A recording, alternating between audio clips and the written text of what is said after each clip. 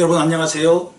오늘은 저에게 이제 국제결혼 국가가 어디가 가장 많고 또 어디가 인기가 있느냐 뭐 이런 질문이 많은데 그거를 잠깐 설명해 드리고 싶어요. 그리고 이제 이혼한 국가가 어느 나라가 가장 많은가. 국제결혼 하실 분들은 도움이 되실 것 같습니다. 그리고 저에게는 제가 한때 반값 국제결혼 업체를 출범시켜서 국제결혼 몇 분을 소개했는데 계속 문의가 오고 있어요. 부탁을 하고 있고. 그래서 솔직한 심정으로 말씀을 드리겠습니다. 저는 국제결혼을 다시 할 생각이 지금은 없습니다. 그래서 문의를 하시는 분들에게, 앞으로 또 문의하실 분들에게 분명히 말씀드리는데 결정을 못했어요. 50%씩이에요. 다시 국제결혼 어쨌든 사업이니까 국제결혼업을 다시 할 것인가 하지 않을 것인가는 코로나가 끝나봐야 알겠지만 아직은 제가 할 생각은 지금은 없어요. 나중에 다시 할지 안 할지는 잘 모르겠습니다.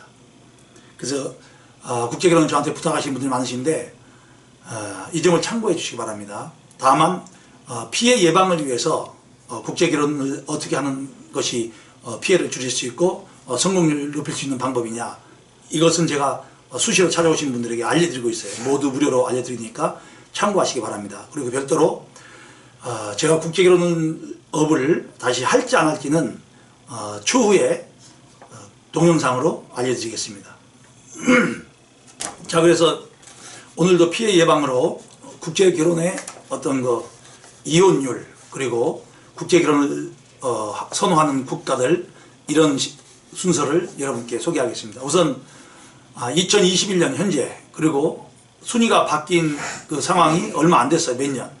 한국 남성들이 결혼을 하고 싶어하는 국가의 여성들, 과거 불과 5, 6년 전에는 중국이 압도적으로 많았습니다. 그 후로 최근에는 베트남이 압도적으로 많아요. 그 이유는 중국이 경제가 부상을 하면서 이제 바뀌어버린 거예요. 한국 남성들과 그 중국인 여성들이 결혼이 이제 줄어드는 거예요. 단일 국가로는 중국이 가장 많았다. 그런데 이것은 지난 10수년간 벌어진 일이고 실제로는 한국인 여성이 미국 남성이라든가 캐나다라든가 이런 국가의 남성들과 결혼이 월등하게 많았어요.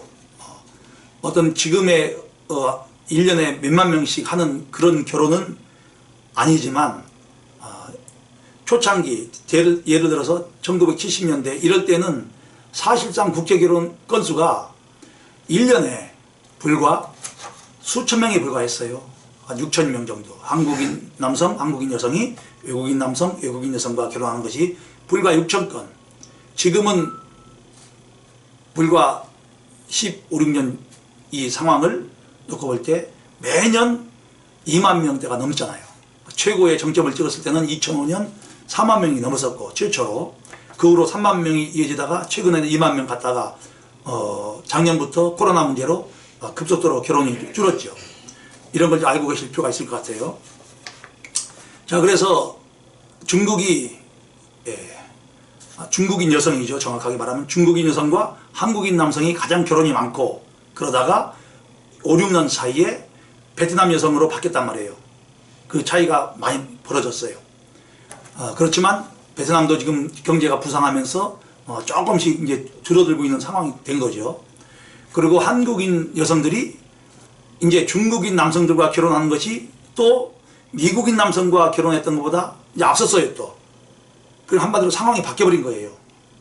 중국이란 나라는 지리적으로도 가깝고 미국이란 나라는 어떤 경제라든가 어떤 모든 것이 우호적인 국가라서 또 유럽이고 미국이란 나라를 우리는 대한민국과 오래전부터 인연이 깊었던 나라이기 때문에 한국인 여성들이 미국 남성들과 결혼을 많이 했지만 지금은 중국인 남성과 결혼을 많이 하게 된 상황으로 바뀐 거예요. 자, 그 다음에 그렇다면 한국인 여성과 외국인 남성의 결혼은 중국이 1위, 그 다음에 미국이 2위로 바뀌었어요. 1위에서 2위로 바뀐 거예요. 그 다음에 3위가 또 베트남으로 바뀌었어요. 한국인 여성들이 베트남 남성과 결혼을 또 많이 하고 있어요. 자, 이런 것도 참고하실 필요가 있습니다.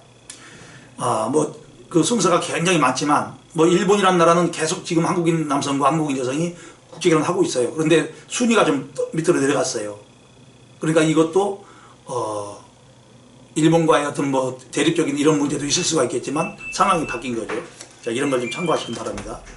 자, 오늘은 이것으로 마치겠습니다. 그리고 한국 여성과 캐나다 남성이 가장 행복하게 잘 산다, 이런 것이 정해져 있는 상황이에요.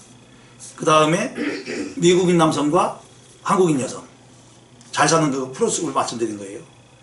그 다음에 필리핀, 캄보디아 이렇게 내려갑니다. 자, 그래서 이혼율도 과거에는 한국인 남성들의 이혼이 많았는데 외국인 남성들과 결혼한 한국인 여성들도 이혼율이 줄어들고 있어요. 그것은 전체를 볼 때는 확률로 말씀드리는 거니까 좀 좋은 일이죠, 현상이. 그런 상황입니다. 그리고 끝으로 한국인들과 외국인의 이혼은 대략 3.7년, 어느 해는 3.5년, 3.3년, 그리고 어느 해는 3.8년 이렇게 나가지만 결국에는 3.5년 정도가 되고 기가 막히게도 재판이혼이 많습니다. 그런데 외국인 남성과 한국인 그 여성, 유럽이죠. 이런 경우에는 또 협의혼이 많아요. 그리고 한국인과 한국인 여성, 한국 남성과 한국인 여성의 이혼은 평균 13.5년 또는 어느 해는 13.3년 또는 해는 13.7년 평균적으로 13.5년을 살고 이혼을 하는데 그 이혼이 아까 말씀드린 외국인과의 이혼에는 재판이혼이 많지만 한국인끼리의 이혼은 협의혼이 많아요. 이 차이는 크죠. 그리고 결혼 동거기간이 상당히 길고, 그렇다면 국제결혼이 그만큼 문제가 많다는 것을 입증하고 있는 상황입니다. 이것을 잘 참고해서 국제결혼을 할 것인지 말 것인지를 결정하시면 도움이 될 것 같습니다.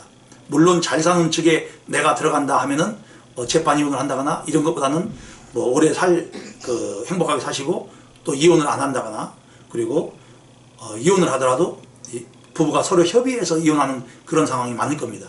그렇지만 분명한 것은 통계적으로 이것이 뭐 서로가 잘 안 맞는 결혼이 됐기 때문에 이혼율도 많다, 이것도 맞는 말이고, 잘못된 결혼을 했기 때문에 이혼이 많을 수밖에 없다, 또는 중간에서 소개한 사람이 문제가 있기 때문에 이혼율이 많을 수밖에 없다, 다 맞는 말이에요. 그러나 분명한 것은 한국인끼리의 이혼은 이처럼 협의혼이 많은데, 그리고 동거기간도 길고 또 자녀들도 많이 나고, 그런데 불행하게도 외국인과의 결혼해서 이혼은 한국인들이 재판이혼을 많이 해가지고 이혼을 하고 안타깝게도 실제 동거기간이 무자녀거나 자녀가 없는 경우, 그리고 단 3.5년을 살고 헤어진다.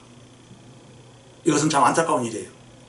이런 걸 잘 참고하셔가지고 국제결혼을 할 것인지 말 것인지 결정하시는데 도움이 되시기 바랍니다. 오늘은 이만 마치겠습니다. 감사합니다.